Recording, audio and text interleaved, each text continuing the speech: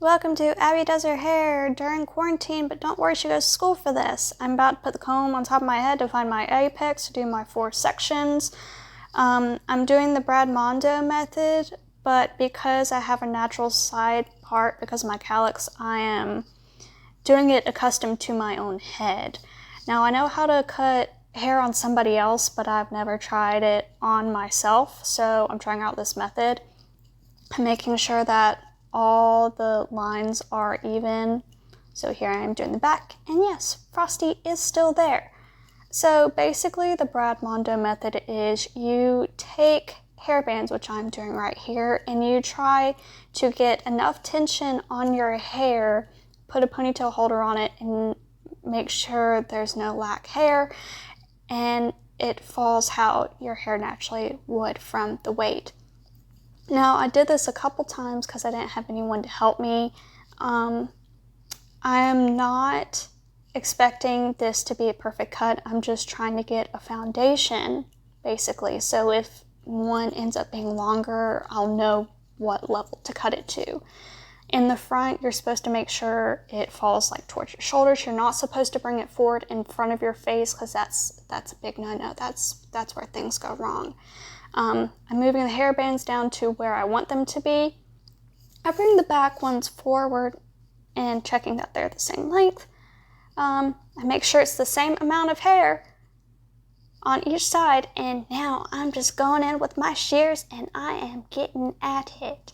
Do not cut across. You want to point cut it because you really don't want a blunt line. A blunt line is very hard to do on yourself, and you should leave that to a professional in a salon because it's really hard to do it on yourself. So I am getting after all of these sections, and it wasn't until I was already halfway through that I realized I had my Squirtle shirt on. So I hope you nerds out there enjoy that. I'm very much a Pokemon nerd. Always have been, always will be. I have a dog named Eevee, so there you go. So I'm trying to get it as feathered as possible, and I'm taking them out, and you will see on my face, there is no sheer terror when I realize that the back section is longer. So I'm like, okay, we're just gonna do this how I know how and do it layer by layer and try to get it as even as possible. So I had already started the process. I had stopped the camera because I was getting a little bit frustrated. I'm like, okay, this video is already long enough. So here I am, just making sure everything is even. Again, I'm point cutting, making sure not to do it straight across, even though that's what I naturally want to do from learning in school.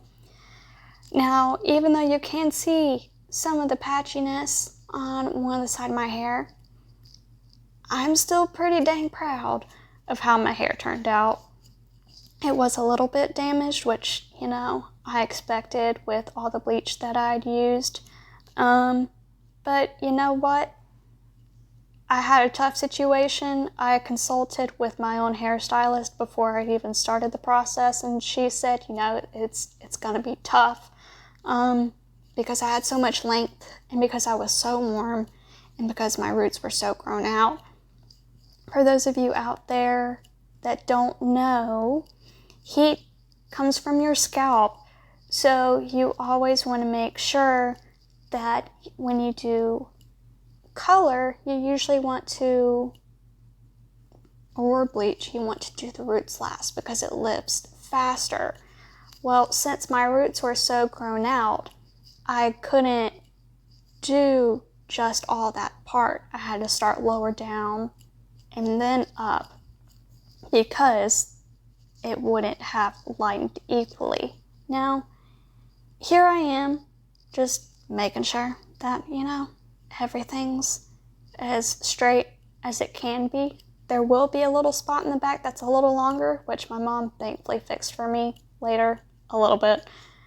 But just making sure everything's even. Hope y'all are enjoying me talking, because I'm definitely not used to these voiceover things, so I'm sorry if it is so awkward.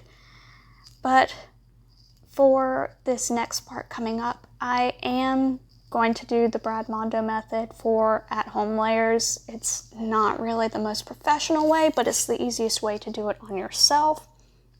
So I'm again going to do those 4 sections, and like I said before, I'm doing my 4 sections different. Usually you go down the middle. Oh, I had a knot, my hair got caught.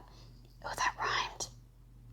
Anyways, I have cowlicks, so I have a natural side part. So I'm doing my 4 sections a little bit different because I don't want my hair to turn out different on one side than the other. So basically you just take that section, you put it in half, you brush it all to the top, and you get rid of that cone. And that should add a little bit of light layering in there. You can do more than just splitting it in half, but I was getting tired. It was pretty late at night when I did this. So I'm just going in and doing all that. Liking how it's turning out so far. I make sure to really make sure that I've gotten rid of the cone, because I have a lot of hair even with my undercut. If you couldn't tell, that I went through 4 boxes of lightener in total in my first video. And that was just the roots. So I really want to make sure that there's not a lot of chunkiness. I'm trying to get in as much of that feathering effect as I possibly can, because since I didn't finish cosmetology school due to health reasons, it was just way too hard on my body, I donated a lot of my stuff to my hairdresser, and I have small fingers and my thinning shears, were too big for my hands, so I gave them to her. So I hope you're enjoying those, Tanya, and I hope you're not too mad at the methods I'm using. I did my best. I couldn't come see you, and I just couldn't wait any longer. Here I'm just, trimming up my very overgrown bangs, but again, I'm trying to make them, not blunt, very feathery, and so almost done here. I'm sorry this is so much longer than my other ones, but I wanted to get in as much of the process as I could. And with the other videos, I recorded many times, and this one I just don't feel like re-recording. So here it is finished. I was pretty happy with it. So I hope you enjoy.